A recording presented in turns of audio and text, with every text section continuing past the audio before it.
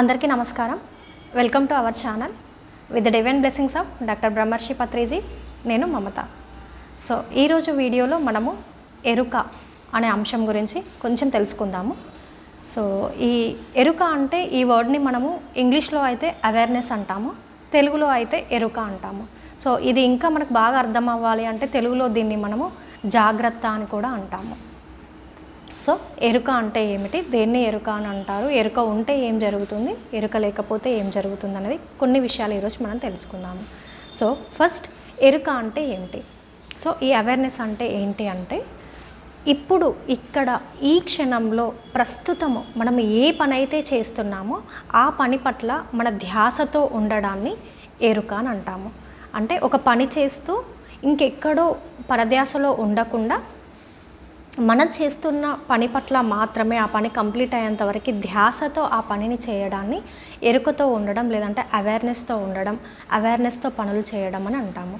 అంటే మనం ప్రస్తుతం మనం మాట్లాడుతున్నాం అనుకోండి, మాట్లాడే మాటల పట్ల ఎరుక, చూస్తున్నాము చూసే చూపుల పట్ల ఎరుక, ఎన్నో విషయాలు మనం వింటూ ఉంటాము, వినే ఆ విషయాల పట్ల ఎరుక, ఎన్నో పనులు చేస్తూ ఉంటాము ప్రతి క్షణం.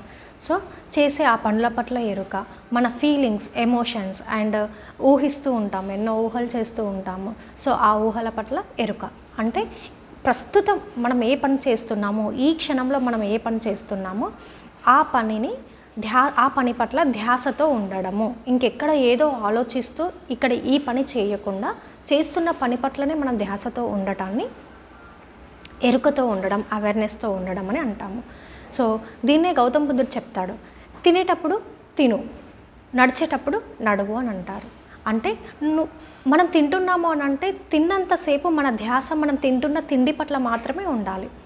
కానీ మనం ఎలా చేస్తాము, మనం భోజనం చేసేటప్పుడు టీవీ చూస్తూనో, లేదంటే మొబైల్ చూస్తూనో, లేదంటే మన పక్కన ఇంకెవరైనా ఉంటే వాళ్ళతో మాట్లాడుకుంటూ ముచ్చట్లు పెడుతూ తినడం చేస్తూ ఉంటాము.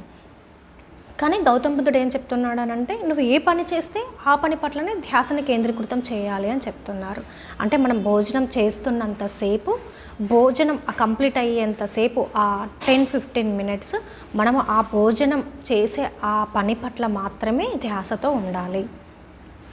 అలాగే మనం నడుస్తున్నప్పుడు నడుస్తున్న ఆ నడక పట్ల మాత్రమే మనము ధ్యాసతో ఉండాలి. ఇంకేదో ఆలోచించుకుంటూ ఎక్కడో పరధ్యానంలో ఉండి ఏవో ఆలోచనలు చేస్తూ అటు గతంలో కానీ భవిష్యత్తులో కానీ లేకుండా వర్తమానంలో ఈ క్షణంలో నడుస్తున్నాము. సో ఆ నడక పట్ల మాత్రమే మన ధ్యాస.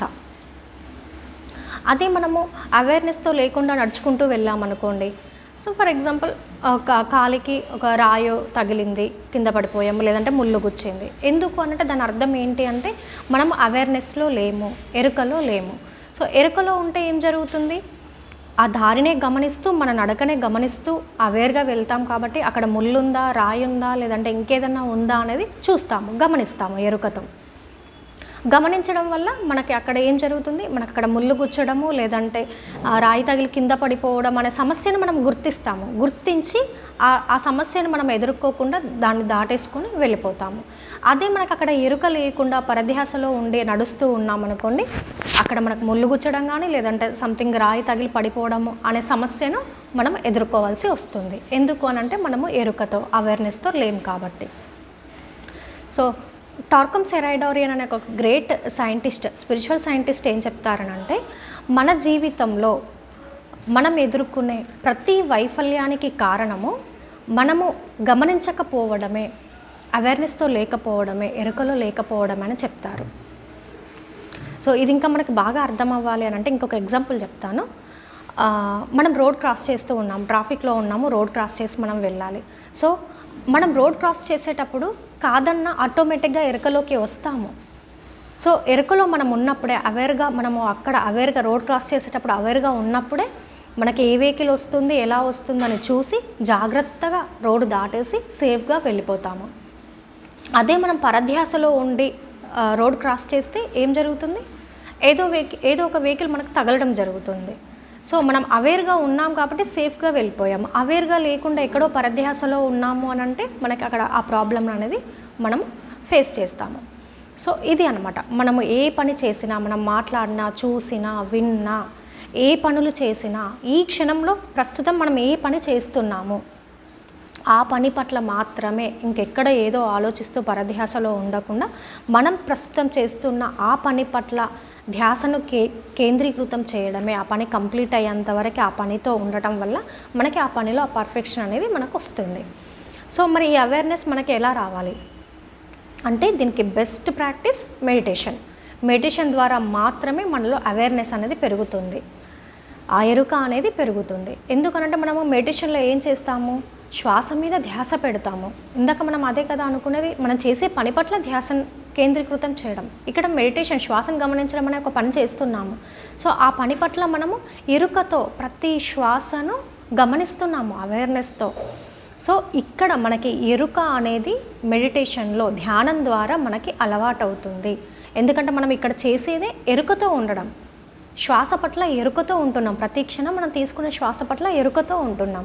సో ఈ ఎరుక, ఈ అవేర్నెస్ ప్రాక్టీస్ అనేది మెడిటేషన్ ద్వారా మాత్రమే మనకు అలవాటు అవుతుంది. సో ఈ మెడిటేషన్ ప్రతిరోజు చేయడం వల్ల, ఎరుక మనకు ప్రతిరోజు కొంచెం కొంచెం అలవాటు అవ్వడం వల్ల మన లైఫ్లో సహజంగానే ప్రతి విషయం పట్ల, ప్రతి సంఘటన పట్ల ఆటోమేటిక్గా సహజంగానే మనం ఎరుకలోకి వస్తాము, అవేర్నెస్లోకి వస్తాము. సో ఆ అవేర్నెస్ మనకు ప్రతి క్షణం మనం ఉండడం వల్ల, ప్రతి పని పట్ల మనం అవేర్గా ఉండడం వల్ల, సో ఆ వర్క్లో మనకి పర్ఫెక్షన్ అండ్ ఎలాంటి సమస్యలు లేకుండా హ్యాపీగా సమస్యలు మనం గుర్తించడము, ఆ సమస్య నుండి మనం సొల్యూషన్స్ తీసుకోవడము, సొల్యూషన్స్ వెతుక్కోవడం అనేది జరుగుతుంది. సో ఇది ఫ్రెండ్స్ ఈరోజు అవేర్నెస్ గురించి కొన్ని విషయాలు. Thank you so much.